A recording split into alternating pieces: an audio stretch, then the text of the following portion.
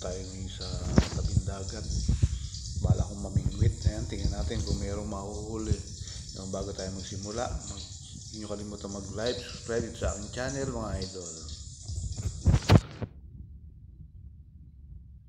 Ay, sa tabing dagat, medyo maaga.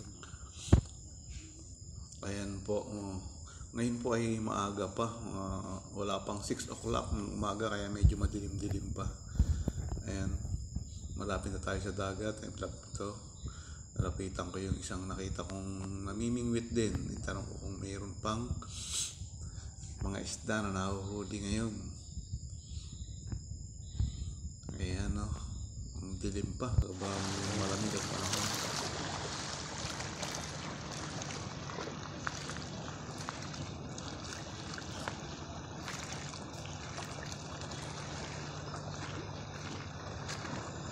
Po, medyo magalawan tubig ngayon kasi maaga pa. So, mga idol, magsiset up tayo ng ating pamingwit.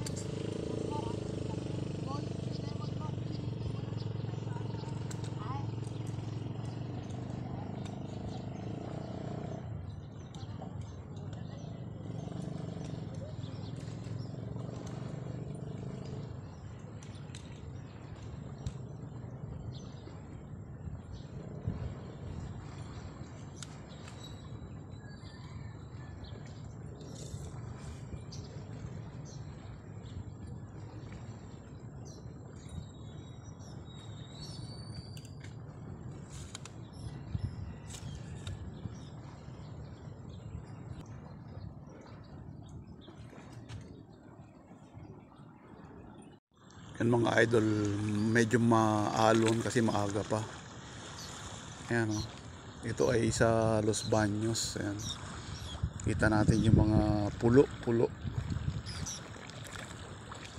Dami ding ibon na lipad. Ang tawag dyan ay kanaway. Ang tawag sa amin yan, yung kulay white na yan, kanaway.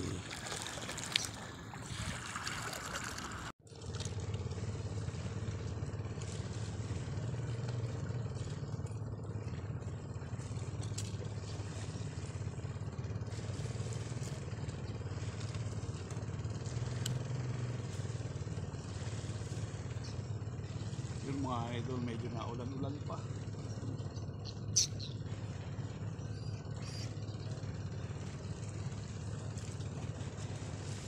Ayun, mukhang uulan na. Tingnan nyo yung bundok mga idol. Ang labo, parang may kasi naulan na doon. Kaya malamig ngayon dito sa tabing dagat.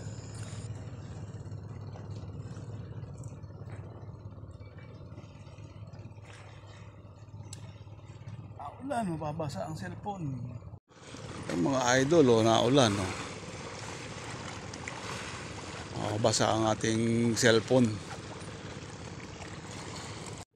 Ayun mga idol, habang namimingwit tayo, nakapayong kasi medyo naambon. Palagay ko walang isda ito pagka ganito kagalaw yung tubig. Ayan, magalaw. Ganito pala sa umaga, magalaw ang tubig. Oras ngayon ay 6, wala pang 6.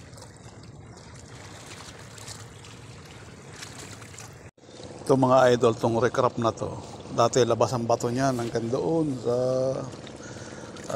malayo-layo pa, pero ngayon dahil buwan ng tagbagyo, ayan, malaki yung tubig niya. Kasi nung last time na nag-vlog ako dito, nakakapunta ako doon sa ibaba. Doon ko na pwede kang tumuntong doon sa ibaba. Ayan yung bundok ng Makiling, ayan, naulan.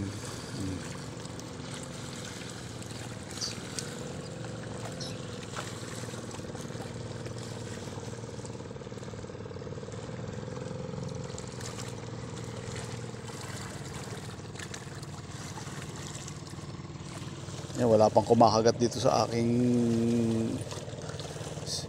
bingwit ang tawag dito sa amin. Mukhang wala akong madadali ngayon mga idol.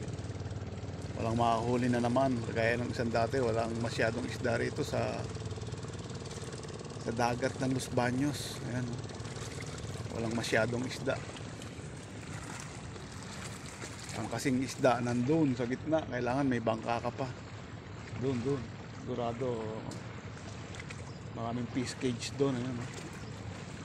Mga fish cage. Ayun, may bangka doon sa medyo malayo-layo ng konti. Ang ginagamit din ng panghuli ay lambat. Tawag sa amin ay pante. Ayan. Namamante sila. Ang mga nahuhuli naman dito, mga tilapia, kandulo, mga sa tabang itong dagat na ito. Ayun, meron ditong 3 bangka. Ayun, itong isa, yung nakapula, naghahanap ng mga hipon, sinasalok doon sa ilalim ng mga water lily. Ito naman siguro lambat, tawag sa amin ay pante. Ayan. Yung merong palutang. Ayun, may boya. Ayan, dumilim na yung bundok, laki na idinilim.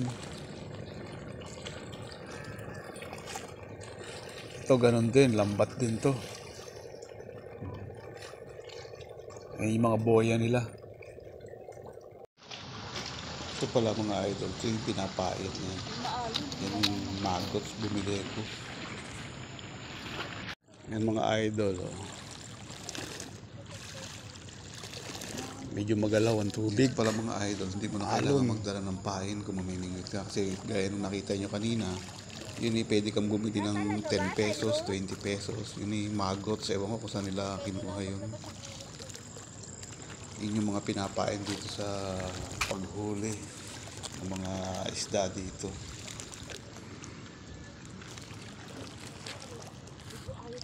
Yung mga idol, malakas na ulan. Hilong muna tayo, hilong muna. Malakas na ulan. Ayun. Lakas na ng ulan. Hilong muna. Ayan, may dumating na, yun yung kanina nakita nating nakabangka. Tingnan natin kung anong huli. Ito, pinapakyaw na nung may lumapit na, parang namamakyaw suki niya na. Ano ang duli? Meron nang pakyaw na. May kanduli, tsaka knife fish. Dalaki ng kanduli, matataba.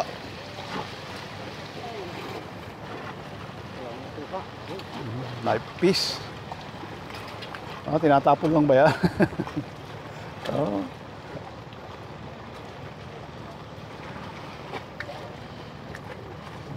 Kanduli.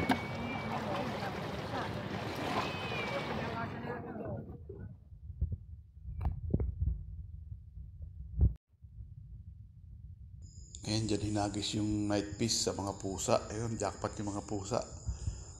Kasi maliliit pa yung night fish, medyo payat pa, kaya yung pinapakain pala. Kaya pala may mga pusa dito.